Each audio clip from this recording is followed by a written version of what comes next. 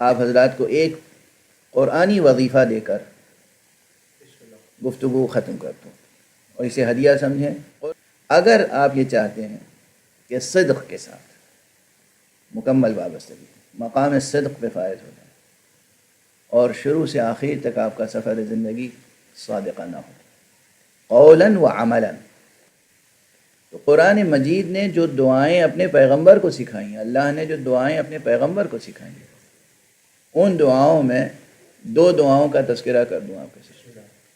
ایک جگہ اللہ سبحانہ و تعالیٰ نے فرمایا ہے رسول اکرم صلی اللہ علیہ وآلہ وسلم سے، فرمایا ہے کہ وَقُلْ، یعنی اور کہیے، کیا کہیے؟ رب زدنی علما، اے پروردگار میرے علم میں اضافہ فرما.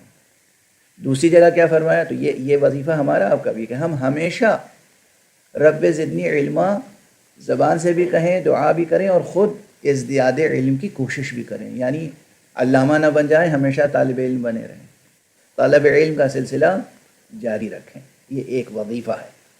دوسرا وظیفہ قرآن مجید نے فرمایا رسول سے کہ وَقُلْ رب ادخلنی مدخل صدق واخرجنی مخرج صدق واجعل لی من لدنک سلطانا نصیرا.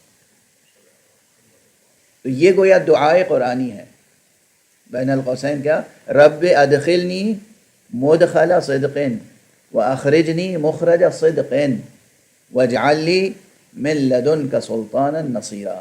یہ آیت سورہ مبارک ہے اسراء یا سورہ مبارک ہے بنی اسرائیل، اس میں موجود ہے.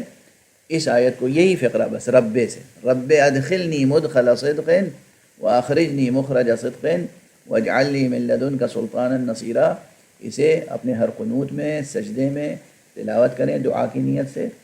اور ویسے بھی بطور خاص نماز شب کے جو لوگ موفق ہیں، نماز شب کے بعد اس آیت کو پڑھیں، چونکہ نماز شب ہی کے بعد پڑھنے کی تاکید قرآن میں کی گئی ہے. قرآن میں جہاں ذکر ہے پیغمبر صلی اللہ علیہ وآلہ وسلم سے کہا گیا کہ تم نماز شب پڑھو، وہیں یہ کہا گیا کہ اور اس کے بعد تم یہ کہو رب ادخلنی مدخل صدق واخرجنی مخرج صدق واجعل لی من لدنک سلطانا نصیرا. میں سمجھتا ہوں اگر صدق دل سے یہ آیت انسان پڑھتا رہے تو اسے اللہ سبحانہ و تعالیٰ کی طرف سے ایسی قوت نصیب ہوگی کہ وہ کبھی جھوٹ سے ڈرے نہیں اور کبھی سچ کی عظمت اور ہیبت سے گھبرائے نہیں، اور سچ بولے اور سچ سے وابستہ رہے قولاً و عملاً. پروردگار ہماری کوششوں کو قبول فرمائے اور ہمیں صادقین کے ساتھ رہنے والوں میں قرار دے، جیسا کہ قرآنی حکم ہے وَكُونُوا مَعَ الصَّادِقِينَ، تم صادقین کے ساتھ ہو جاؤ. پروردگار ہمیں اور آپ کو سب کو توفیق عطا فرمائے کہ ہم امام صادق علیہ السلام کے مکتب کے مفاہیم و معارف کو بھی سمجھ سکیں اور برت سکیں اپنی زندگی میں. وآخر دعوانا ان الحمد للہ رب العالمین. سبحان ربک رب العزة عما یصفون وسلام علی المرسلین والحمد للہ.